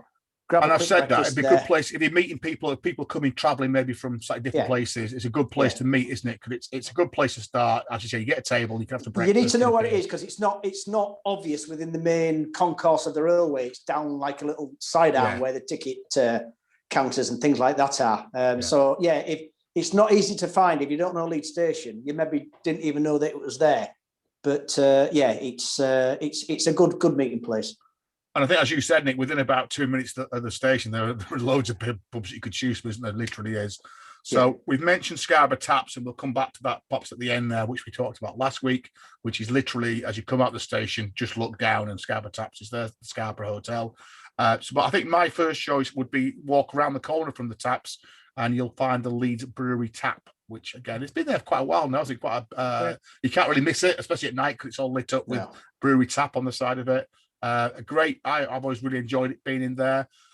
It's got I think got 3 rooms, hasn't it? Really, it's got a room in front of the bar, a room a bit further, and there's a nice upstairs as well if you get up there when it's a bit busy. I think, they've got a little balcony outside terrace, haven't they, Bruce? Yeah. Yeah. And obviously they normally have all their Leeds beers, but I think again they normally have some guests on as well. And I guess if you really wanted to be, whatever to the tradition, you could probably look for one of those Tetley Pale Ale number 3s and have one of those for all time's sakes, really. Literally next door, certainly a couple of doors down from Leeds Brewery Tap, is the Friends of Ham. We've mentioned that. In fact, I've got a picture there of me having one of their sample trays, beers at Friends of Ham. We mentioned those because they've got one in Ilkley as well. I think they've got a few, haven't they, dotted around Friends of Ham. And as looks said, like there's a Vimto one there for you, bro. I think it's a cherry beer, that one. I think so, yeah. And as we said, it's not everybody's taste. It's kind of a cross of kind of, I don't know, kind of a tapas bar meets craft beer bar, really. Ham's hanging down on it. She's like that. Yeah. Wasn't there? And it's not cheap, but the beer's not too bad, actually. The food's more expensive, but it's very good. And I think I put in the note shabby chic and a bar made out of scaffold. So that sums up, I guess, what you're going to get in there. And work it through there. And then I guess going from the sublime to the ridiculous, if you then venture a little bit further kind of in that direction, you'll come to a much more older pub, and that's the Duck and Drake. So and I think, Bruce, you took me first in here many, many years ago. And in fact, I think on the next clip here, there's a picture, a very young picture of me there on a trip with Bruce. I think that's probably, again, I would think that I'm looking at that car in the background. Probably what is it? Is it 1980s. An FSO, an FSO Polski. Yeah, I reckon I'm 1920 there, so that's 30 odd years ago. I'm reading a copy of the Rugby Liga, and I've got what looks like some 7-inch singles in a bag that I bought, probably from HMV, because there weren't any HMVs in York anywhere then. So Iron Maiden, probably. Yeah, and that's all in this fan. And I think, if we've been honest, it hasn't. The pub itself hasn't changed much, has it, in 30 odd years? We don't go to it enough because it's just a big open plan space, wooden floorboards. It's got no tables to the bar. It's just got tables around the outside walls, hasn't it? Yeah. And a huge open space and a back bar. But it's a fantastic range of beers on. Cheap. It was always a music venue as well, wasn't it? Yeah. So I assume it still is. Yeah. It's quite stealable. It's a cracking pub. We don't go to it enough, really. And I always remember being one of those pubs where you could probably buy anything. And lots of blokes would come round saying, do you want this? Do you want tapes? Do you want, what you're looking for? Ladies, what do you say? Nylons? Oh, I just imagine you sat there with beer and people were coming off your watches and God knows what else. And then the other picture I've got on the screen there, again, if you watch on YouTube, it's a slightly hazy picture there, Nick, of Nick outside at Mr. Foley's, which we're going to come to at the final quarter, which is probably why it looks a bit hazy on my clip there. And I don't know how long that you're not that young there. No, you're focusing on the pub and not on me. Unless it's that pink shirt I'm wearing. Oh, maybe. And then the other pub in this first round is the Adelphi, which again we have mentioned. I always think of it as Sam Smith's pub, but it's not a Sam Smith's pub. It's an old Tetleys pub, but it's very much in that London kind of Sam Smith's thing, isn't it? We've talked about the very big. I guess, is it Georgian, Nick? Victorian? I don't know which one it probably is. It'll have been Georgian, but once again, it'll be made out to look Victorian, a bit like the Philharmonic that we mentioned in Liverpool. That's the one that I always like it the most to, with the separate rooms, with named rooms, themed rooms. The Philharmonic obviously has a Brahms room and the musical rooms. The Adelphi has very much, the dining room and the buffet room, things like that, and etched glass screens, dark wood, mahogany, teak, things like that. Yeah, very, very. You would say it's absolute Victoriana, but historically, in reality, it was actually probably nearer 1920s when all that interior was put in there. And I think I've put some more extensive notes in the pub list that's on the website, and I think I have put in there that the rooms are quite different, and I guess it's one of those where they are quite. I remember and it's that's another bit of a refurb recently as well, because I remember the room on the right was a bit grotty, but when I looked at pictures on the web now, it looks they're really smarting them up. And normally I have 3 or 4 beers on there, not a massive range, but normally pretty good. And again, it's certainly got a good turnover of punters in there, hasn't it? So there's normally, beers normally. It's always a good sign, really. Good cosmopolitan crowd in there. You get students, but you get, once again, ladies who've been shopping. I know last time we went in there, there was quite a few ladies in there, and then it's in the business, on the edge of the business quarter as well. So if you go in during the week, then you often get people having long business lunches and stuff like that in there as well, which that's why you get a good diverse range of drinks in there as well. They sort of cater for everybody, from wines to beers to lagers to. It's M&B now, so I think again it'd be probably their beers that you come across. And apparently that is on the national inventory as well. It is one of those heritage pubs, is the Adelphi as well. Originally a Tetleys Heritage Pub, but it was almost the tap. Whilst the Tetleys Brewery had the tap, it wasn't the far Adelphi off is just round the corner from it. Yeah. Now the other pub that I wondered about was the pub that's by the church, which I always forget the name of. Was it a Nicholson's or was it a Nicholson's? It was a Nicholson's pub. Because it used to have the tiled. They used to have a tiled interior. Years ago, didn't we, Nick? We did, Bruce. The last time I think when we went to Sheffield, we wandered down there because we got something to eat there, didn't we? Yeah, we did. It was and it was a deal because we ended up. The beer range wasn't great. So I think we ended up having a curry and a Guinness, didn't we? Well, I did anyway. But I say it was one of the Nicholsons, but I don't think it is anymore. I'm looking now. Not the lamb and flag. No, that's not. No. Okay. Well, I'll try if I can find it. I'll maybe put it in. But I know it's changed since. Was it called something like the Palace? The Palace, that's right. It's the Palace, yeah. Yeah, just by Leeds.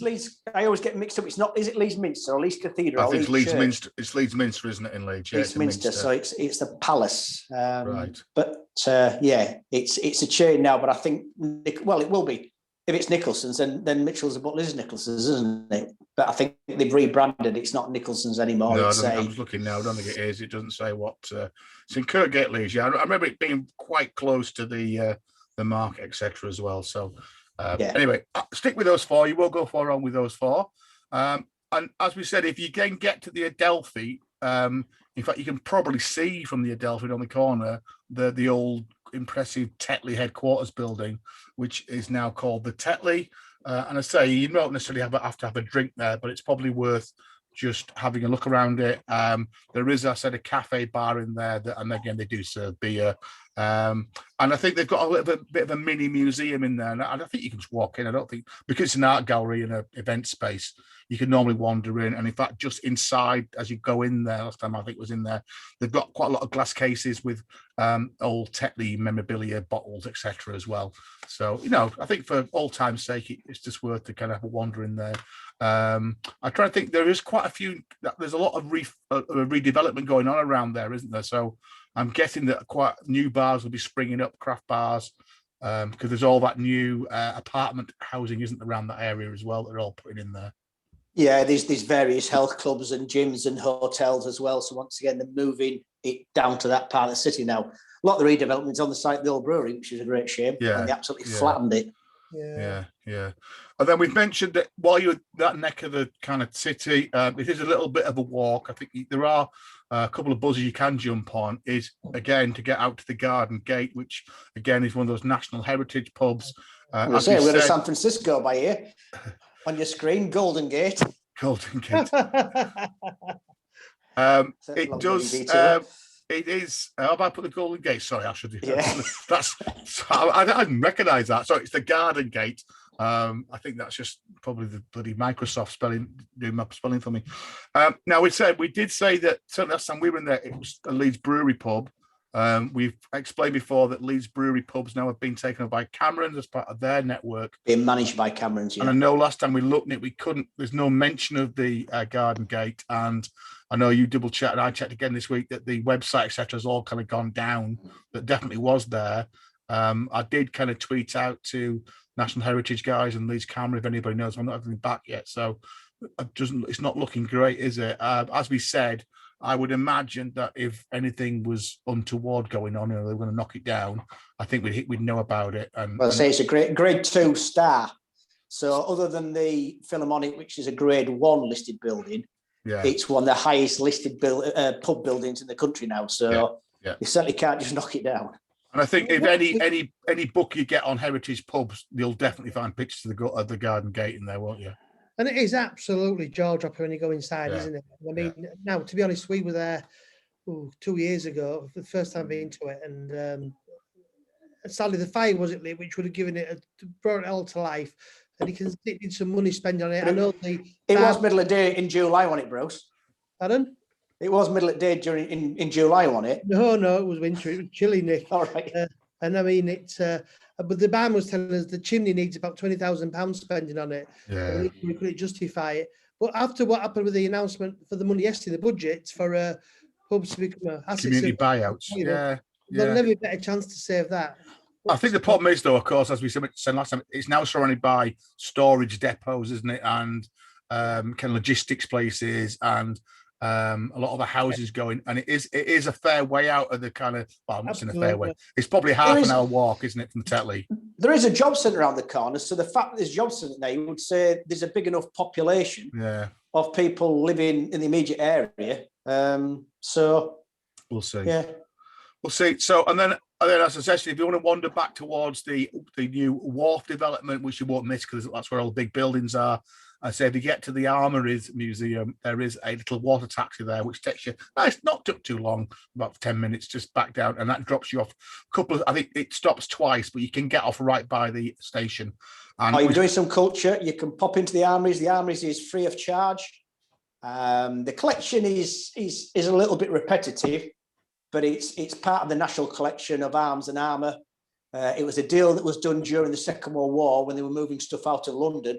Some of it was actually brought up to Leeds and to put into safe storage. And it was always said that if the Royal Armouries diversifies or expands, then Leeds should be a place where it is. So they created they probably spent more money on the building than the actual collection inside, and they created what's called the Tower of Steel, which is worth having a look at. It's a 3-4 story tower that you walk upstairs inside of, and all around the walls there are shields and swords in geometrical patterns. And certainly it's an impressive collection, but it's a modern museum, and it's old fashioned. That a lot of it's just glass show cabinets of lumps of bits and pieces, but it is free. So if you want to have a break from having a beer for an hour or so, you can pop yourself into there. They often do a lot of different special events in there now as well, special exhibitions, which you do have to pay for, but things like dinosaurs and Doctor Who and James Bond and things like that. So there's often other things going on there as well. So yeah, if you've had enough beer, say, early morning, afternoon, and you want a break for an hour or so, then the Armories, you can pop in there free of charge. And I said this area of Leeds now has had massive refurbishment. It's kind of a new, I guess, go-to area. Lots of apartments by the water there.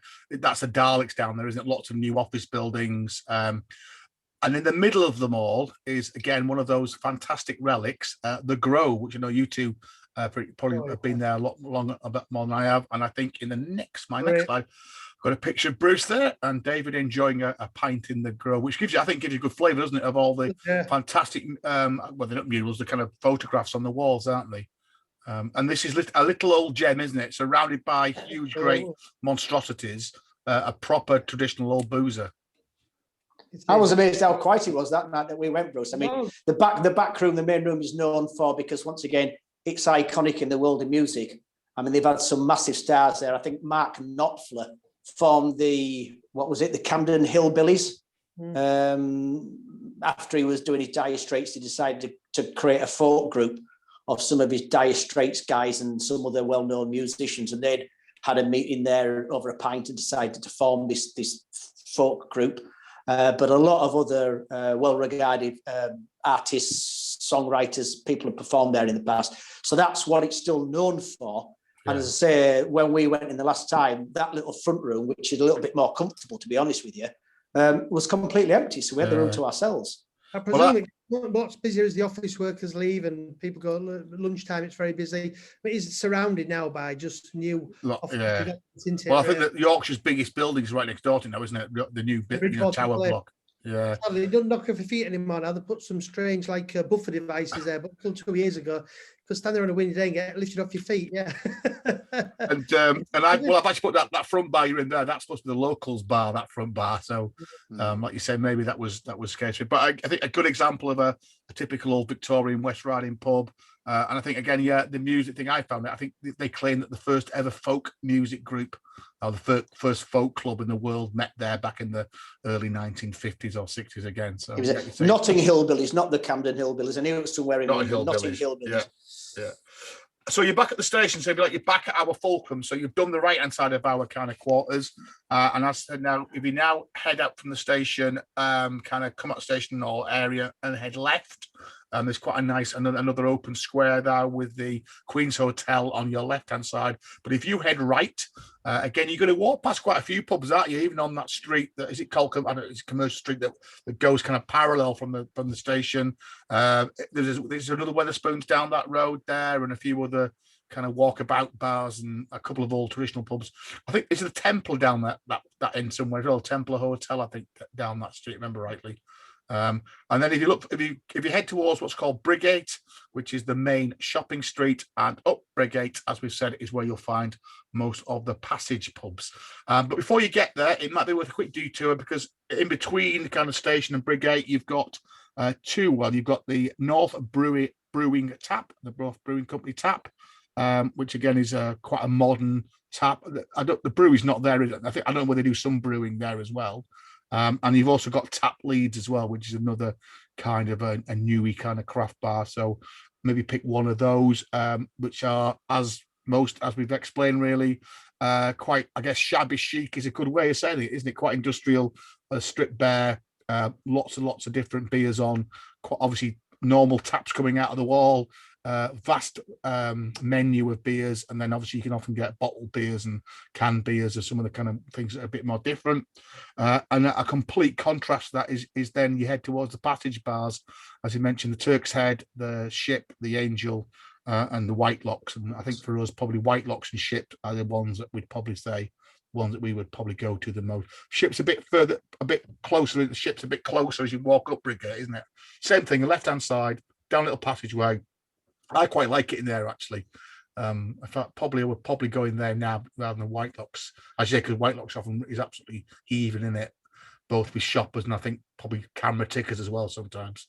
And the Ship's a bit cheaper as well. I like the Angel. The Angel's rough and ready, but if you get in the little room with the fire where the bar is on a winter's day, it's great. We get some real characters in there as well, but very friendly. Again, it's quite plush upstairs, faded plush upstairs. The bar's rarely open these days, but and sadly, of course, I imagine a lot of people who did go there have now deserted them for Wetherspoons with the pound increase. But the Angel, you really can walk by and miss it, though. It's right next door to a club called Fat Face, but there is absolutely no signage, no hint there's a pub down the passage. Whitelocks and the Ship do actually put boards on the passage walls, but there's nothing at all to say there's a pub that you. So you've got a little passage by the side of Fat Face. You've got quite a large pub and an awful lot of outside seating as well, can't you? Because you go through. You need to explain, Bruce, that it's a Sam Smith's pub again. That's why. Well, I was going to say, and there aren't that many Sam Smith's pubs in Leeds, are there really? Well, funnily enough, when you were talking about the previous area, Bamber Market there, the Admiral Duncan and General Elliot came to mind. And these are two legendary pubs for all the wrong reasons in Leeds, for the clientele they attract. The Admiral Duncan's named after Peter Duncan, the Legionnated. Duncan Disorderly. Oh, is it? All right. Okay. No, Duncan. I know what you mean. His name now. Then really, of course. And actually, I had a quick peep at my phone to see if they were still both open and trading. But interestingly enough, I did come across a review for the General Elliot, and the gentleman who wrote the review says, "I'm not surprised there are no reviews yet posted for this place, as it would strike a normal observer speechless. I've seen a few pubs in my time, good, bad and ugly, but this place is unclassifiable." I think I've been in there, and I think it's just bare floorboards, hardly any furniture, and they were rightly just lager. Big beer, but no, I don't think there are many Sam Smith's pubs in Leeds. Are they? Maybe one of those. I think one of the finest pubs in Leeds is is it Commercial or the Eagle, not far from the arena? The Eagle. I think it's called the Eagle, but it's once again it's out up towards the northeast, so it's a bit walk out the centre. But I know the guy who used to write the beer column for the Yorkshire Post. He has it in he produced a book, the Yorkshire Beer Bible, something like that. And he has that in there, the Eagle. And I looked at it and then thought, no, it's a bit too much of a walkout sort of thing. Yeah. But he reckons for Sam Smith's pubs, that's a classic one. Interior as well, very, very traditional, very, very classic. So maybe worth having a walk out and trying to find that one next time. Yeah. Well, next time I go to Leeds, I'm definitely going to go visit it. I mean, we had the relaxation lockdown here, but of course, Leeds was obviously a tier above us. So next time I'm definitely going to go. And I suppose that's the joy of pubs, really, isn't it? All the time, there's something you're discovering, something you're learning.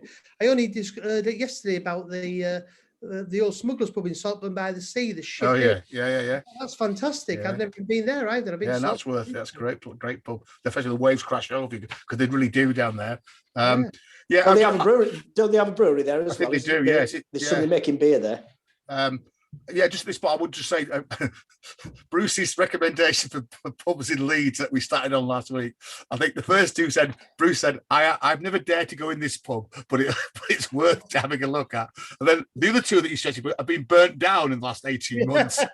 Yes, yeah. Which is always I think it happens at pubs a hell of a lot, doesn't it? Being burnt down. Well, the thing is, Mike, when you went off being a student, and it was me and Bruce left to go on these beer trips, he would always intimate that when we went anywhere, that you two had been before. You'd been in this pub. He would push me in through the door first, and then say, "Oh yeah, Nick, I'm just going to go for a wee. You go to the bar." And within 10 seconds, it was quite obvious that he'd never been in these bloody pubs before. And again, using me as like to test the places out. I would say that again, as we talked about back in the 90s, Leeds was a bit of a rough old place, and again, part of that was the football, wasn't it? Because obviously Leeds had a bit of reputation. I think since being in the Premier League, I think that's kind of I think football's changed a hell of a lot, hasn't it? And I think now, I think most of the places we're talking about, they're normally absolutely fantastic place to go to, aren't they? Going back to the Market Tavern, do you remember this one, Bruce? The first time I ever went to the Market Tavern, Bruce pushed me in first. We talked about in previous episodes about the music in the back bar being so loud because it's a Leeds Deaf Club in there. There was a guy behind the bar who only had one arm. We got served 2 pints of Tetleys, stood at the bar because we didn't dare go and sit in somebody's seat. A young chap came in with a backpack on his back, and he was obviously not from Leeds. Ordered 2 pints of lager and a pint of bitter. Barman proceeded to pull him 2 pints of bitter and a pint of lager. When chap with backpack on pointed out the mistake, the lad behind the bar with one arm looked at him, and we thought he was going to fly across the bar, and we're thinking, oh God, what's going to happen here now? Picks up the pint of bitter, downs it in one, slams the empty glass on the bar and says, we could do with more mistakes like that, couldn't we, lads? We were gobsmacked. And then we were time to go. Bruce says, oh, you've got to come and seek toilets. He says, once upon a time, it was on them outside lean-tos that were just basically an open gutter. He says, they've got a porta cabin now. So me and Bruce went in the loo. 2 other guys, obviously from Leeds, followed us in there. There was 2 urinals, 1 toilet cubicle. Bruce got one of the urinals. I got the toilet cubicle. Matey behind didn't have anywhere to go. And all I could hear was him moaning to his mate about, oh, bloody Tetleys pub, they want to spend more money on toilets. I walks out the cubicle. He's there weeing in the sink, complaining about the state of the toilets. So that was a Market Tavern for you. That was it, really was. Funny enough, talking about these pubs, Leeds, I can't honestly remember if the 3 legs on the headrows open or closed. So I had a quick peep at my phone again, and it would suggest it's open.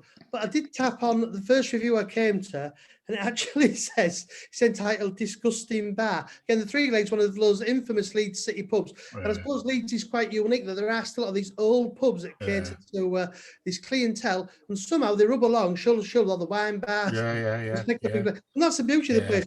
But this review says, picture this. As you open the front door, it's like a scene from a Western as the place goes quiet as everyone turns and stares. On entering, you're greeted with a musky aroma. And I thought, as we'll have a drink anyway, as I've drank in worse places in my time. And it said, it took a while to get served as a barmaid is throwing water over a punter who has fallen asleep and won't wake up. So I say you could possibly do a quick trail of all the supposedly undesirable pubs in Leeds. Probably have a great time, yeah. And I think, and episode 7 again, we've already got to talk about toilets, which again seems to be another recurring theme that we talk about. Which again is, I think the only one we could talk about in this area is the head of steam. We've talked about head of steam quite a lot, but again, as you kind of head towards the kind of the shopping area, again, the head of steam is there as well. I think that head of steam, I think, if I remember rightly, it's got electronic screens because there's that many beers selling these places now. Again, and as you said, Nick, they're very quite a beer hall-y kind of place, isn't it? Typical head of steam, quite a large, stripped back beer hall. Noisy. So that is the retail quarter done. And again, quite a lot of different beers there. So my suggestion then, if you come out of, perhaps stagger out of Whitelocks, if you turn left, it is really worth looking at some of those Victorian arcades. And Harvey Nick's kind of is on the side of one of them, but there are a couple, and they are fantastic. I mean, again, they spent a hell of a lot of money on them, and this again is the old, where you could shop without getting rained on. Again, fantastic architecture. Some very high-end shops in there. We could look forward to shopping most of them, but it's worth having a walk through one of those, isn't it? But if you head up to the top and you head on what's called the Hedgerow in Leeds, which again is kind of edged towards the civic centre of Leeds, and as I said, Bruce says there are a couple of interesting pubs on the way. There's a couple of big kind of chain stores on the side. Is it the Light, the cinema centre, bit further down? Some nice hotels on there as well. Passing the man carrying the barrel. There's a statue of a man carrying a barrel. And I did know the history of it, but I can't remember. So maybe I'll look that up for next week. And you can't really miss the City Hall Town Hall, which will be looming up in front of you on your right. So if you head towards that, there's the library, then the art, and there's the art gallery there, and then a huge, massive, great town hall. Often lots of weddings because it's got a fantastic step. So you often see kind of 5 or 6 wedding parties all waiting, I think, to kind of go in. And you've got, again, quite a lot of different pubs that you could access very close to there. So we've got listed here, we've got Mr. Foley's, which again is interesting. We'll perhaps talk a bit more about that. And we've got a picture of Nick outside Mr. Foley's. The Town Hall Tavern, which is a Timmy Taylor's pub, which again, there's not many Taylor's pubs in Leeds either, which again, surprised that Keighley's only down the road. The pub that me and Nick would probably always go to, certainly the past Nick, was the Victoria Family and Commercial Hotel. But again, we've got a little bit of story just to pick about that. Yeah. And then from there, you're kind of on the edge of kind of visiting out, really. And suggested if you did want to at least visit one of the pubs on the Otley Road run. As I said, the Otley Road run starts kind of just outside the city centre, just next to the main Leeds University campus, and then heads up Otley Road, where most of the students live. The Sky Rack is kind of usually the first pub that you would start the Otley Road run in. It's quite a nice pub, actually. It's one of those kind of TARDIS pubs. It looks quite small, but it's huge when you get in it. They do cope really well, actually, with the crowd. They're so used to it. And they do have some good beer on. The original Oak is across the road there. And if you did want to jump on a buzz, Woody's, I always say, if you want to pick one pub on Otley Road, go to Woody's Craft Bar. And I was going there again in the 1990s, and it's still going as strong. Really good place. Again, nice mix of students normally one side and a bit more refined on the other side. And then you could always head out there a little bit further out of town, but you've got the Northern Monk Refectory at the old flax mill, which we mentioned, one of the kind of Leeds industries. That's more south, though, isn't it? It's kind of out that way. If you kind of carry on straight past the town hall and keep going, you probably have to get on a bus. I don't think you could probably walk it. And then we'll head back towards the station. So Mr. Foley's it's been a bit of a kind of place. I know it's changed name, and it's a Black Sheep pub now, isn't it? It's Black Sheep and York Brewery pub now. It was an independent which had a phenomenal range of beer. It's next door to the beer cellar, isn't it? So you often got quite a few people warming up in there before they went down the beer cellar. Well, it was one of those first new pubs in Leeds, if I can remember, Bruce. And can you put some information on this? Weren't Orkel's brewery from Isle of Wight involved in it? In the same way that they have an outreach in Chester, of all places. Right, yeah. So I think Orkel's became part of the Market Town Taverns, one Brigantes. That's right, yeah. And places like that. But so of course that was part of that portfolio became part of that portfolio of pubs. But then didn't York Brewery have some input into it? They started York Brewery started with it, Mr. Foley. Right. Then I say, but then that got taken over. They bought Mr. Foley's, and say now it's gone back to got brewing. It's been bizarre, really, yeah. But I would say it was one of those first places that I went in that wasn't actually a pub. Yeah, I'm going to say that. Oh, yeah. The converted shop or something, wasn't it? Yeah. Well, the building's grade 2 listed. Actually, the building itself is grade 2 listed because it's I guess it's more of a civic, maybe was it a bank or an office or something? Yeah, and I said that the pubs or the bars are on like 2 floors, isn't it? At the kind of bottom end. And then you go downstairs. Can you go downstairs as well? I remember rightly. You go downstairs to go in. Then you go upstairs, and there's like it's not a landing, but there's like a square room at the back. So you're up and down, as it were. Yeah. So obviously down and up. You get your Black Sheep beers, and you get the York beers now because they obviously brew for York as well. A bit further on, a bit on that side, a little bit further down, past the town hall, you've got, as I mentioned, the Town Hall Tavern, which is a Timothy Taylor's pub, quite a small pub, interwar pub. Lots of copper top tables and lots of nice photos of Leeds, which often you get in those. And then behind the town hall is the Victoria Family and Commercial Hotel. And again, I think this is another grade 2 listed building. I think this has always been a pub. That's right. I read about this. It was actually built for the Assizes Court. It was where people would stay when they were being summoned to court. Obviously, the court backs onto the town hall, doesn't it? And again, it used to be, it was a Nicholson's pub, wasn't it, when last time we were in there? And, great, fantastic long bar. Again, like you said, interesting rooms, a dining room at the back. And a central corridor, dining room onto the left-hand side, main bar the right-hand side, slightly 2 levels to it, slightly raised when you walked up to the front there. But yeah, it seems that Nicholson's have got rid of it, or within Mitchells and Butler, whether they've passed it on to one of their other subsidiaries or one of their chains. Do a little bit of digging. The only name I could find was that potentially Black Rose pubs may have bought it, because I did see that they're linked to the name, and a bit more digging. Black Rose again are, I think, mainly based a bit more kind of Lancashire way, but they have quite a lot of those similar kind of properties. And it looks like they are a company on the up. So they've got about 6-7 pubs already open, but then it did say they've got about another 6 or 7 in development. And it looks like the similar kind of thing, really, not, keeping those very fantastical buildings ticking over as kind of beer bars as well. So it's worth looking out for that. I mean, if nothing else, it's a fantastic building to look at, isn't it? It's quite an interesting building to look at. And then there was slightly difficult to find it, because once again, it's off the beaten track. Isn't there an Irish pub on the corner? And there an old Neil. Well, I mean, the other thing is, if you head up to Media Square where the big Wetherspoons is, and then start heading, down the hill. But it's one of those streets that you're thinking, well, is there going to be a bar down here or not, or is there going to be a pub down here? But you've just got to carry on, and it's not too far out, but it is. You think, well, we're getting out the city now, as it were. There's certainly out the city centre. But it's worth looking out, definitely. So again, and I've never been through the back, but I would think that they maybe have an outdoor seating area. I'm not sure. Yeah, didn't say that on the list. But again, I think it's worth just checking. If you come into Leeds, maybe just check the website or the Facebook page, see what if that's there. And I said I put in my notes here. You could then probably jump on a bus, because you'd have to probably go over the 64, which is kind of the inner kind of ring road for Leeds, and get to the university, and then get up the Otley Road. And I've got here that from the Victoria is a 20-minute, Google says, walk to the Northern Monk brewery and refectory, which is where upstairs, where they have their bar there as well. So that might be something worth considering. Obviously, the refectory is, again, typical kind of one of those modern tap, but it's in the fantastic old building in the Mill Tap. And again, their core range is on, but again, they do have, as always, quite a lot of their funky sours and their strong beers that you could sample as well. And thankfully, I put my notes here, thankfully, thirds are available. So if you want to drink one or two of those stronger beers.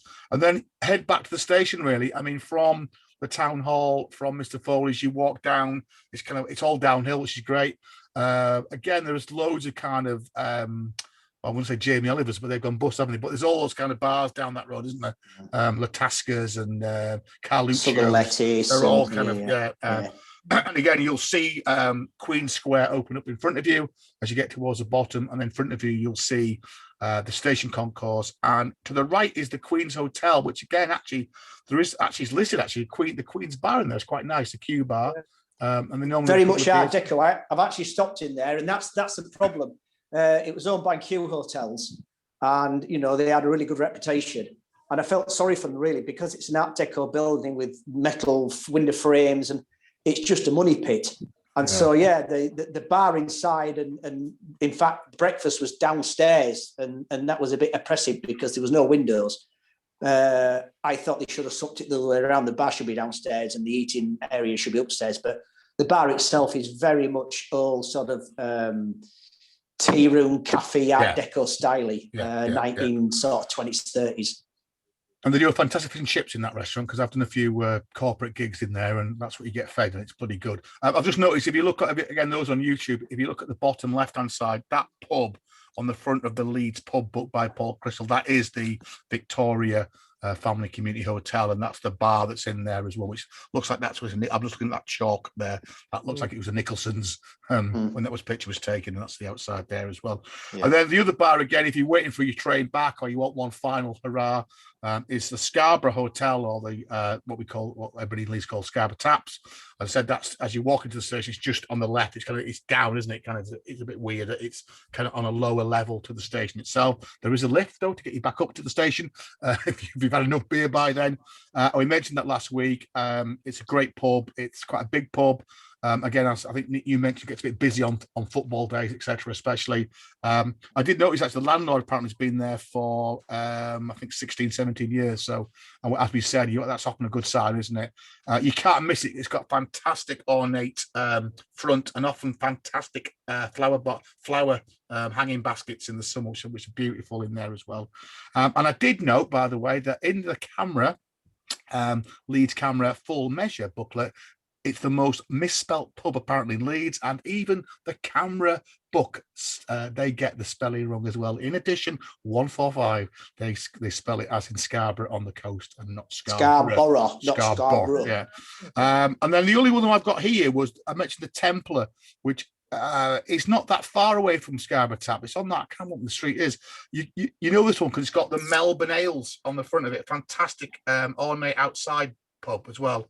And it just says on all the kind of guides, it's a proper traditional city booze. And again, another grade 2 listed pub in Leeds. So as we said, you are really spoiled for choice in Leeds. So I think, gents, we've kind of done it. Again, I felt like we whistled through that, and so we've only kind of just scratched the surface, haven't we, really, of Leeds. It's as we said, I mean, each quarter you could spend a full day there, to be honest with you.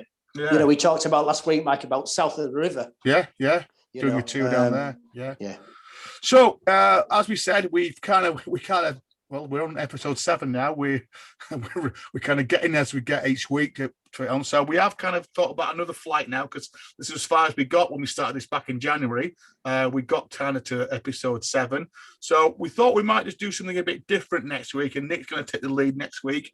And we've talked quite a bit about branding, and that's been in the news recently with the Anchor Brewery rebranding, and we've talked a little bit about the new Pete Brown book about branding in beers. So Nick's going to do something on labels and logos, and that'll be definitely a YouTube episode. If anybody's got access to YouTube, you want to watch it, because anybody between the age of about 30 and 60, I'll be bringing up a lot of things that you'll remember, memorabilia and stuff like that. I'm into my brewery, aren't you? So collecting stuff. So there'll be some visuals, but there'll be a lot of slogans and logos that you might remember. And I'm going to set Mike and Bruce a bit of a quiz, I think. I'm going to give them 20 different slogans and logos that we used to sell beer and various other alcoholic beverages, and see if they can remember them, and then talk about the breweries behind those slogans and logos. So I say that could be one. If anybody fancies tuning into the YouTube channel and watching us on there, that could definitely be one for episode 8. And then we might just have some reflections as well, because I'm just conscious that I mean, at the moment, we're only meeting up probably on a Thursday just before we do the podcast. So we're all quite busy at the moment. So perhaps just reflect on that. And then I guess we're trying to think about where we might go in the future, because obviously there's all so many pub tours we could do. And obviously at the moment we're a bit stuck because we're still locked down for a fair while yet. We do think we've got to give York a kind of proper hit, a bit like Leeds, really. If Leeds is a city for drinking, then York is even more so. I think York used to the record that there was a pub every 500 yards from the stupid, wasn't it? And they reckon it's got to be less than that now. I reckon you can't walk down a street in York more than 400 yards without coming across a pub, some kind of bar or pub. Somewhere to drink. Yeah. So obviously we have sifting down to about 20, I can tell you. Yeah. So Bruce is going to ask. Bruce is a resident of York. Bruce is going to kind of try and guide us through York, and we mentioned quite a few pubs already in York, haven't we? And then I said certainly the last trip that I think, or the last trips me and Nick did before we all got locked down, was what I'm calling Smugglers, Steam Trains and Ice Cream, the North Yorkshire Moors coast. So that's quite a nice one. We're taking Whitby and Scarborough, and we'll probably talk about the North Yorkshire Moor Steam Railway, as Bruce has got a bit of a vetted interest there, because his nephew Liam is a big star of that. I think we've got to do Kieran, sorry. Yeah, Kieran. We've got I've got drinking in Mankyland. So we've mentioned Manchester a couple of times, but again, certainly a place where we've been regularly to have a few drinks in Manchester and environs. And again, that's another probably we'll have to try and get that down to a handful of pubs. As you've heard, we've also talked about our kind of fairly regular trips down to the Big Smoke, down to London. So we might have 3 Northerners, kind of country gorbies visit to London, and some tales. Certainly me and Bruce have got some fine tales about getting mixed up in the middle of the riots and trying to find real ale. Again, back in the 1980s, 90s. And then I know you two have talked a bit about doing one for the Northeast, and Newcastle and Durham especially. So we'll have a beer on the time one as well. So that'll take us to about Easter, I guess. And then we might just have a bit of a break. And then, good, really, anything else? And maybe any people suggest any other place that we could look at? We'll have some pubs to go to, hopefully, yeah. I mean, again, as we've said, Gardens one. We've been to virtually all these pubs we talked about, but some of this is about planning the trip as well. We said that some of this is just about thinking about planning. So again, it would be nice sometime. There are certainly something like Bristol is a place that I've not really been to. I've only been kind of fleetingly, and maybe had a couple of drinks in somewhere like that. I've never really been drinking in Birmingham. I understand some cracking pubs in Birmingham. Yeah, I've really just been down the kind of main bit where. Down to where the kind of the Sea Life Centre is, and there's some nice pubs, the one that Bill Clinton went to, and all those that are on the canal basin there, which is quite nice. And they've got these Ronnie Scotts and all that stuff across the road there. We've mentioned Manchester. We've talked about Liverpool quite a lot. I guess we could do something on Liverpool as well. And yeah, so that's the plan. So as always, if you are listening to us on some of our podcasts, if you don't mind leaving us a review, again, remind you can get us on all the good podcast providers. And again, if you, as Nick said, if you do want to have a look at the YouTube channel, you get some visuals and some of our pictures. Just look for Malt Travail on YouTube, and you'll find our channel. Again, as always, the best place is probably just go to Twitter, Malt _ale. And we put all the links on there to both the podcast, the YouTube channel, and also the website, where, again, as I said, I have put a list of pubs with a little bit of an explanation and a little bit more stuff about kind of getting to and from the places, etc. as well. So I hope you've enjoyed that listen. I'm sure we've gone way over time, as we always do, but we will see you all hopefully in a week's time. So cheers, gentlemen. Thank you very much. Cheers. Welcome. Thank you. Bye.